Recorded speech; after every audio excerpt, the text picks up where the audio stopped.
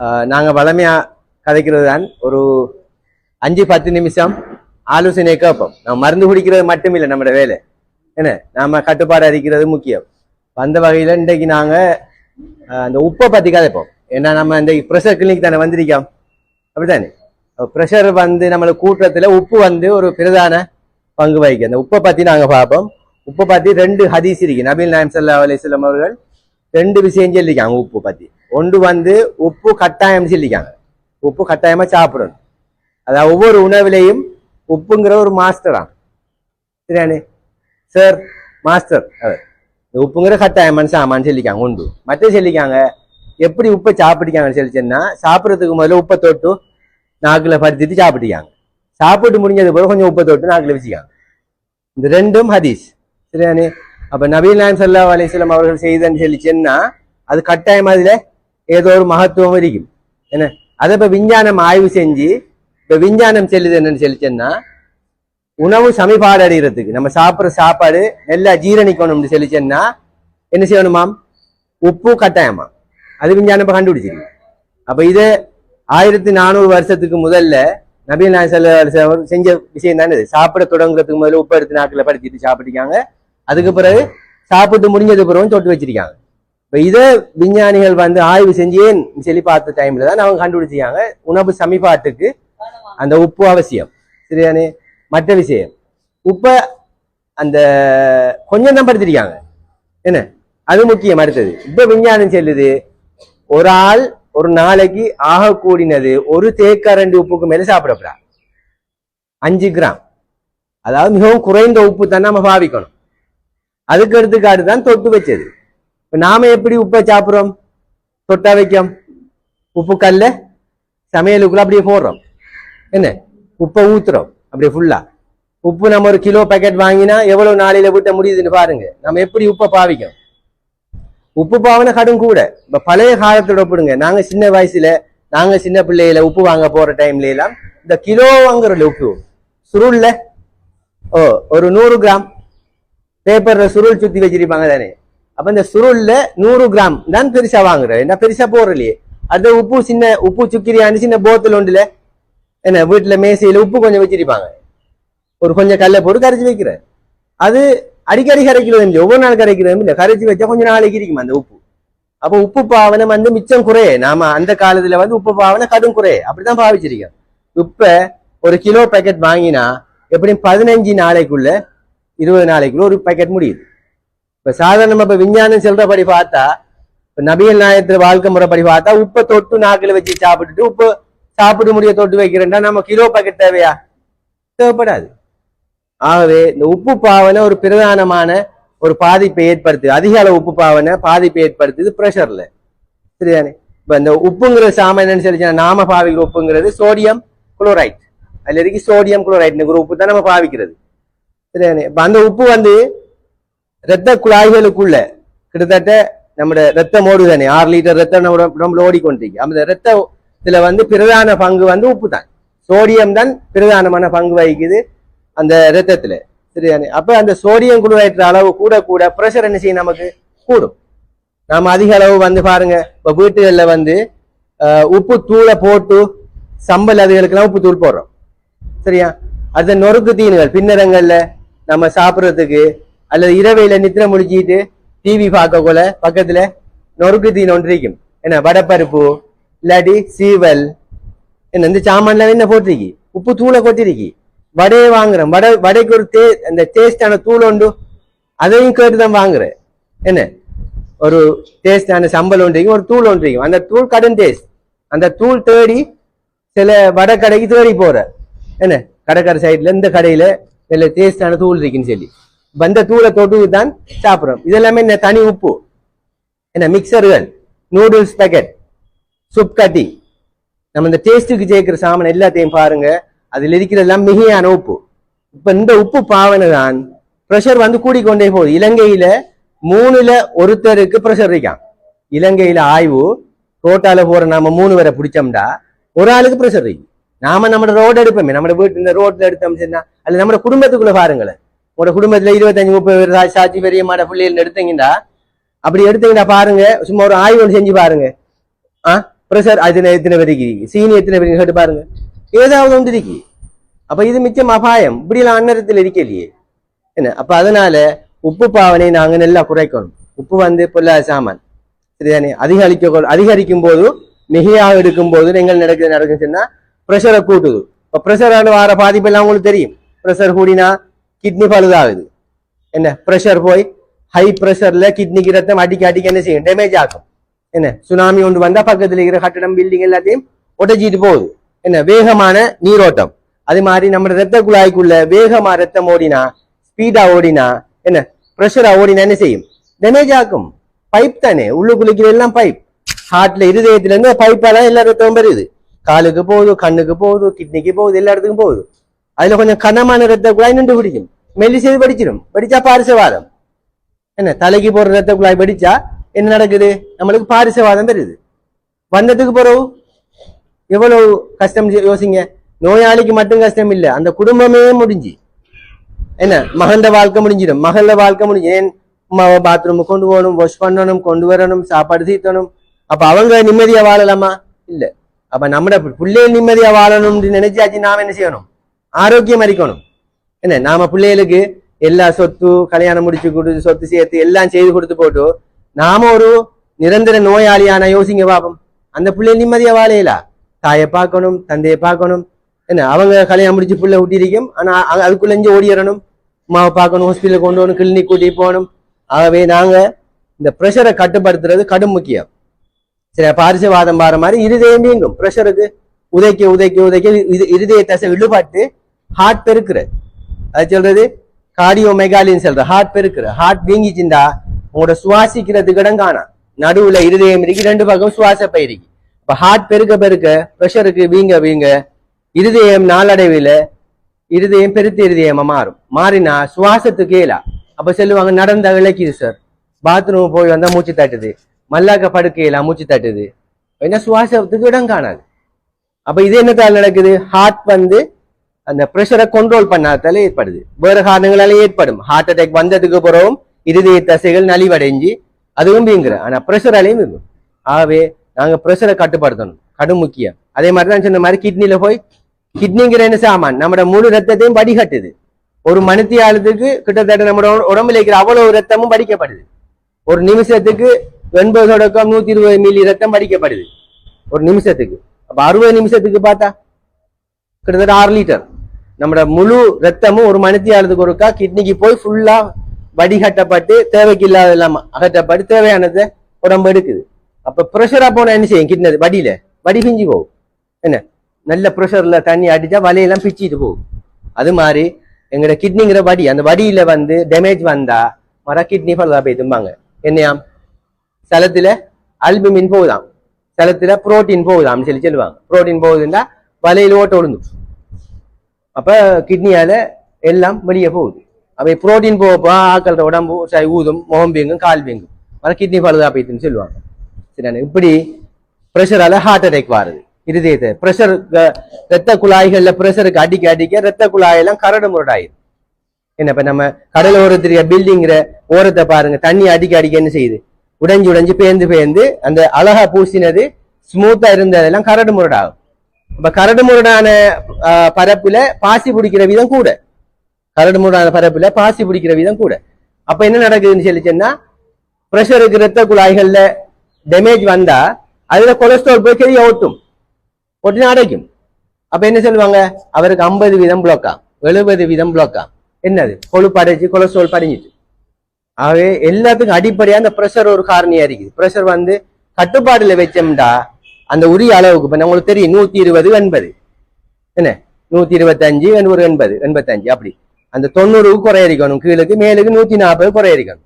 இதுல நீங்க அழகா மெயின்டைன் பண்ணினா உங்களோட உடம்புல டேமேஜ் வராது. 20 வருஷம் 30 வருஷம் ப்ரெஷர் இருந்தாலும் ப்ரெஷரால உங்களுக்கு பாதிப்பு வராது. கண் பாதிக்கப்படுற திடீர்னு கண் பார்வை மங்கிடும்.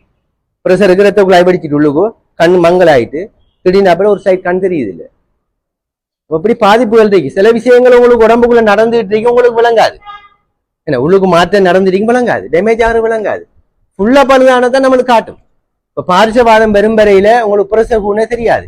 இப்ப சில நோயாளிகள் ஹாஸ்பிட்டல் கொண்டு வருவாங்க, அப்பா பாத்ரூம் போனவர் விழுந்துட்டார். விழுந்தா கையும் காலும் தூக்கலாம் இந்த கையும் காலும் தூக்கல இதுல. சரிதானே?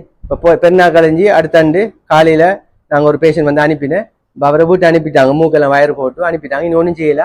அது தானாக அந்த ரத்தம் உள்ளுக்கும் கிளியர் ஆனா அவர் தப்புவார். இல்லைண்டா மூக்கால வயரெல்லாம் சாப்பாடு கொடுக்கணும். அப்ப யோசிங்க பாப்போம். இது சின்ன ஒரு விஷயம். நம்ம ப்ரெஷரை செக் பண்ணல, ஒழுங்கா மருந்து குடிக்கிறல. சில ஆக்கள் என்ன செய்யணும், மருந்து குடிக்கிறதில்ல ஒழுங்கா, கிளினிக்கே போடுற ஒழுங்கா மருந்து குடிக்கிறது. அப்ப அதனால ப்ரெஷரை கட்டுப்படுத்தணும். அதுல மருந்து வகையில தவிர நான் சொன்ன விஷயம் இந்த உப்பு இருக்கு தானே, உப்பை தயவு செய்து பெண்கள் தான் இதுல கூட பெற்றீங்க. இப்ப நீங்க தான் உப்பு போடுறாங்க. உப்பு பாக்கெட் வாங்கியாந்தா இப்ப கிலோ பாக்கெட் தான் எல்லாரும் வாங்கிடுறாங்க. பழைய காலம் சுருள் எல்லாம் இல்லை. ஒரு கிலோ பாக்கெட்னா 1000 கிராம். அப்ப நீங்க வீட்டை பாக்கெட்ல டேட் எழுதுங்க, எத்தனாம் தேதி வாங்கி எழுதுங்க. சரியானே?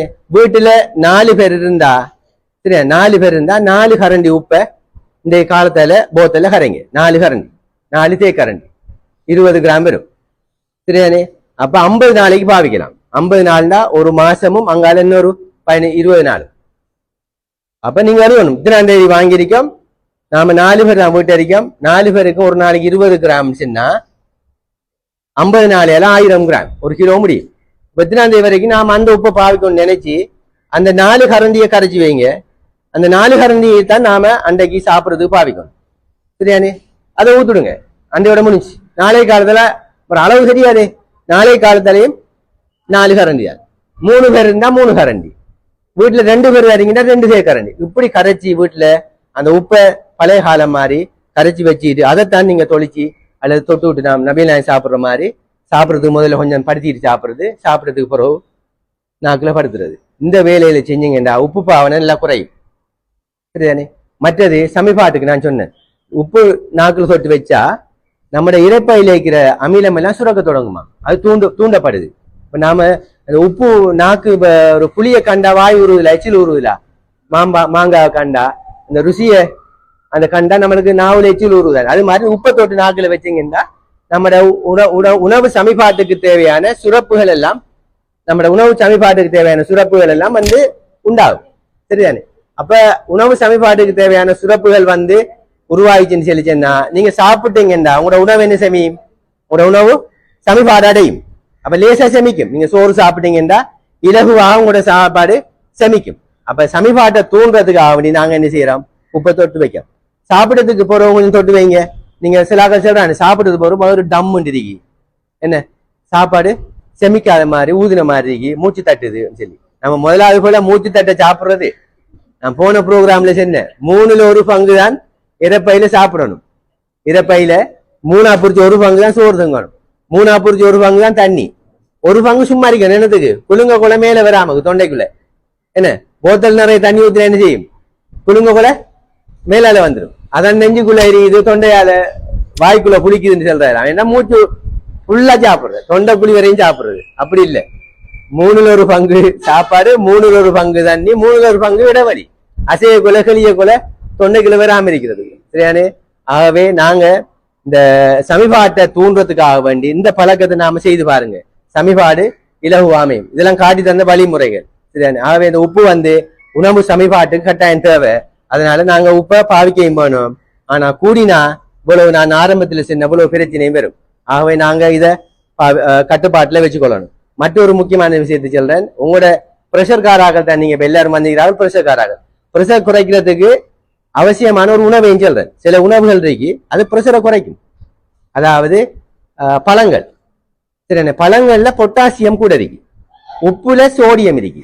இப்ப உங்களுக்கு வந்து பிரஷர் காராங்களுக்கு உப்பு சரி வரா, இன்னும் பிரஷரை கூட்டும்.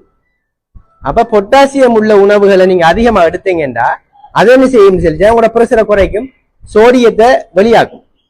உங்களோட உடம்புல இருக்கிற சோடியம் தான் பிரஷருக்கு காரணம். அந்த சோடியத்தை நீங்க சலத்தோட யூரினோட வெளியாக்குறேன்னு சொல்லிச்சேன்னா அதுக்கு சமனான இன்னொரு நேர் அயனை எடுக்கணும். இப்ப சோடியமும் நேர் அயன், பொட்டாசியமும் நேர் அயன், மெக்னீசியமும் நேர் அயன். இந்த பொட்டாசியம் மெக்னீசியம் எல்லாம் உடம்புக்கு தேவை. தசை கலங்கள், உடம்பு சோர்வு, டயர்ட், சரியானே, சதை கலங்கள் எல்லாம் இயங்குறதுக்கு, இருதய தசை இயங்குறதுக்கு, உடம்புல இருக்கிற நடக்கிறது இயங்குறதுக்கு, அதுகளுக்கெல்லாம் கல்சியம் தேவை, மெக்னீசியம் தேவை, பொட்டாசியம் தேவை. இந்த உணவுகளை அதிகமா நாங்க உள்ளெடுத்தீங்கன்னு சொல்லிச்சுன்னா இயல்பாவே உங்களோட பிரஷர்ல ஒரு 10 குறையும். சரியான 100 இருக்கிறார்களுக்கு ஒரு 90 ஆகும். அப்ப அதுக்கு நீங்க அதிக அளவு ஃப்ரூட்ஸ்களை சாப்பிடணும், பழங்கள். என்ன, கொய்யாப்பழம் இருக்கு, மாம்பழம் இருக்கு, ஒரேஞ்சு இருக்கு. ஒரேஞ்சில பொட்டாசியம் கூட, தெம்பிலியில பொட்டாசியம் இருக்கு. இப்ப கிட்னி வர்த்தகராக்களுக்கு தான் சொல்லுவாங்க பொட்டாசியம் உள்ள சாப்பாடு சாப்பிடப்படாது, ஒரேஞ்செல்லாம் சாப்பிடப்படான்னு சொல்லுவாங்க கிட்னி வர்த்தகராக்கள். மற்றாக்கள் எல்லாம் பொட்டாசியம் சாப்பிடலாம், நல்லா மெக்னீசியம் சாப்பிடலாம். இப்ப ஈச்சம்பழம் இருக்குதானே, ஈச்சம்பழத்துல மெக்னீசியம், கல்சியம், அயன், இரும்பு சத்து, நியாயமான விட்டமின்ஸ்கள் உப்புகள் எல்லாம் அவசியமான தேவையான அவசியமான உப்புகள் எல்லாம் ஈச்சம்பழத்துல இருக்கு. நாங்க இப்ப பிளேன் டீ குடிக்கிறது எல்லாம் நம்ம வீட்டுகள்ல ஈச்சம்பழத்தோட இப்ப எல்லா நாளும் கிடைக்குதானே ஈச்சம்பழம், சீசனுக்கு வருது ஈச்சம்பழம் எல்லா நாளும் இருக்கு. அப்ப அந்த பழக்கத்துல எடுக்கலாம். என்ன, ஈச்சம்பழத்தோட தண்ணியை குடிக்கிற, ஈச்சம்பழத்தோட டீயை குடிக்கிற, இப்படி பழகினம்னு சொல்லிச்சேன்னா நாங்க மறைமுகமா இனிப்பு பாவனையும் குறைக்கலாம். அவசியமான இந்த சோர்வுகள், கூடுதலா வயசானாக்களுக்கு எல்லாம் உடல் சோர்வுகள் இருக்கு, தசை நோவுகள் இருக்கு. இப்ப நபி ஸல்லல்லாஹு அலைஹி வஸல்லம் அவர்கள் எல்லாம் எந்த நேரமும் உஷாரா தான் ஒர்க் பண்ணிக்காங்க. என்ன, தூங்கினது 3 தொடக்கம் 5 மணி நேரம் ஒரு நாளைக்கு, 3 தொடக்கம் 5 மணி நேரம் ஒரு நாளைக்கு தூங்கிருக்காங்க. கிட்டத்தட்ட 20 மணி நேரம், ஒரு 24 மணி நேரத்துல 20 மணி நேரம் இயங்கிருக்காங்க. உற்சாகமா இருந்திருக்காங்க. அந்த காரணம் உணவுகள் தான். நாம சாப்பிடுற எண்ணெய் சாப்பாடையும் சோத்து பிங்கானையும் அடிச்சா என்ன செய்யும், வேலை செய்யலாமா, நித்திராம வரும், தூக்கம் வரும், உற்சாகமா வேலை செய்யலாது. என்ன, 2 நேரம் தான் சாப்பிடுறாங்க, காலை சாப்பாடும் மாறிக்கு 2 தான் சாப்பாடு, பகல் சாப்பாடுங்கிறது சாப்பிட்டா தூங்கணும். அசர் கட், அசர்களும் மேலா, பகல் சாப்பாடு சார்ந்தா அசரு போயில அது பள்ளிக்கு. அப்ப இப்படி நாங்க எங்களோட உணவு முறைகள்ல மாற்றத்தை செய்யணும். ஈச்சம்பழத்தை அதிகமா சாப்பிட தொடங்க, பல வகைகளை கூட சாப்பிடுங்க. சரியான சாப்பிட்டா இந்த சோர்வுகள் இல்லாமக்கு இருக்கலாம், பிரஷரையும் கூட குறைக்கும். சரிதானே? ஆகவே இந்த விஷயங்களை நீங்க வீட்டுகள்ல இன்னமும் வீட்டை வார கதைக்கிறார்களுக்கு சொல்லணும். இப்ப நான் மட்டும் உங்களுக்கு நான் சொல்லியிருக்கேன் தானே, ஒரு 40-50 பேருக்கு. இப்ப நீங்களும் இந்த ஆலோசனைகளை வீட்டை கதைக்கணும். வீட்டுகள்ல வாராக்களுக்கும் இப்படியான உணவுகளை, இந்த உப்பு போட்ட நொறுக்கு தீனிகள், என்ன எல்லாத்துக்கும் அந்த ஆரோக்கியம் இல்லாத உணவுகளை கொடுக்காம ஆரோக்கியமான உணவுகளை கொடுத்து பழங்க. அங்க ஃபர்லு ஐன் ஒன்றும் இல்லை, 2 சோட்டீஸும் ஒரு கேக்கும் ஒரு வாழைப்பழம் கொடுக்கணும்னு சொல்லி அங்க ஒரு இடத்துல எழுது இல்லை. அப்படி இது என்ன செய்யா அவ வாராக்கள் கோவிச்சிருவான்னு சொல்லி போட்டு நாம என்ன செய்யறோம், நஞ்ச கொடுக்கும் அவங்களுக்கு, வீட்டுக்கு வாராக்கள் நஞ்ச கொடுக்கும். ஆகவே தயவு செய்து அந்த பழக்கத்தை மாத்துங்க. பழங்களை வைங்க, ஃப்ரூட்ஸுகளை வைங்க, கொய்யாப்பழத்தை வைங்க, மாம்பழத்தை வைங்க, வாழைப்பழம் இருக்கு, என்ன சொர்க்கத்து கனிகள் இதெல்லாம். அப்ப அதுகளை வைங்க, லாபம். வாழைப்பழம் எல்லா நாளும் கிடைக்கிற பழம், அதுகளை வைங்க. ஆரோக்கியம். ஈச்சம்பழத்தை வைங்க, ஈச்சம்பழத்தோட டீயை கொடுங்க, தேண்டியை கொடுங்க, விரும்பினா சாப்பிடுறோம். நாங்க மாறி இருக்கோம், அவ்வளவுதான். நாங்க இப்படித்தான் சாப்பிடுற. நாம ஆரோக்கியமா தெரிஞ்சுட்டு வாராக்களுக்கு ஆரோக்கியமற்ற உணவு கொடுக்கலாமா? ஆகாது. என்ன, தெரிஞ்சிட்டு போல செய்யலாமா? இல்ல. இது இவரை கொல்லும் தெரிஞ்சு போட்டு அந்த சாமான் நம்ம அவருக்கு கொடுக்கலாமா? உரிச்சு தீத்தலாமா? வற்புறுத்தி கொடுக்கலாமா பெட்டிச? இல்ல. ஏன், அது கொல்ற சாமான், நம்மளோட உடம்ப அழிக்கிற சாமான். ஆகவே நாம இன்னொரு ஆளுக்கு நாம நல்லதை விரும்பிட்டு இன்னொரு ஆளுக்கு கூடாத கொடுக்கல. அப்ப நாமளும் அதை தான் கொடுக்கணும். அப்ப அதை சொல்லுங்க வீட்டுகள்ல, ஒருத்தரும் கோவிக்க மாட்டாங்க. சரி, ஆகவே இப்படி பழக்கத்தை ஏற்படுத்தி வீட்டுகள்லயும் இப்படியான விஷயங்களை, இந்த விஷயத்தை ஒரு கிழமைக்கு ஓடணும். வீட்டை வாராக்களும் இந்த விஷயங்களை கதைக்கணும். கதைச்சா நன்மை. எந்த பாட்டை நான் செஞ்சுட்டேன், நான் நல்லா தப்பிடுவேன் மறுமையில. சாய்ந்தமர் ஹாஸ்பிட்டல் இந்த செவ்வாய்க்கிழமை அந்த வந்த அவ்வளவு இருக்கும், நான் சொல்லிட்டேன். சரி, அந்த கேள்வி கணக்குல இருந்து நான் தப்பிடுவேன். நீங்க கேட்டாக்கள் நடைமுறைப்படுத்தி உங்களுக்கு ஒரு பொறுப்பை தாரேன். நீங்க என்ன செய்யணும், இந்த மெசேஜை வீட்டை வாராக்கள் காண்றாக்களுக்கு எல்லாம் சொல்லணும். சொன்னீங்கன்னா உங்களுக்கு நன்மை கிடைக்கும். அவங்க போய் செஞ்சாங்கன்னா உங்களுக்கு இன்னும் டபுள் நன்மை கிடைக்கும். போன முறை செஞ்ச பேச்சு 2,52,000 பேர் பாத்திக்காங்க. 2,52,000 பேர் பாத்திக்காங்க பேஸ்புக்ல. சரிண்ணே, அவ்வளவு நன்மையும் எனக்கு சேரும். அல்ஹம்துலில்லாஹ். அவ்வளவு கேட்காங்க.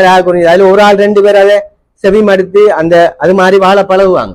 சரிண்ணே, அது மாதிரி நீங்களும் வீட்டுல வாராக்களுக்கு இந்த ஆலோசனைகளை கொடுக்கணும். தனிய மருந்தும் குளிசையும் நோயும் இப்படியே நாம கூட்டிகிட்டே போவோம். நாம இந்த சைடுக்கு போறோம் இல்ல, ஒருத்தரும் கட்டுப்படுத்துற சைடுக்கு போறோம் இல்ல. மருந்தும் நோயும் மருந்தும் தான் நிற்கும். என்ன, நோயை உண்டாக்கி அதுக்கு மருந்து செய்யறேன், நோயை கூப்பிட்டு வாங்கி எடுத்து அதுக்கு வைத்தியம். அப்படி இல்லை. நாம நோய் வராமக்கு ஆரோக்கியமா வாழணும் என்று வல்ல இறைவனை பிரார்த்தித்து பொறுமையா இந்த விஷயத்தை செவிமடுத்ததுக்காக நன்றி கூறி விடைபெறுகின்றேன். நன்றி. அஸ்ஸலாமு அலைக்கும் வரஹ்மத்துல்லாஹி வபரகாத்துஹு.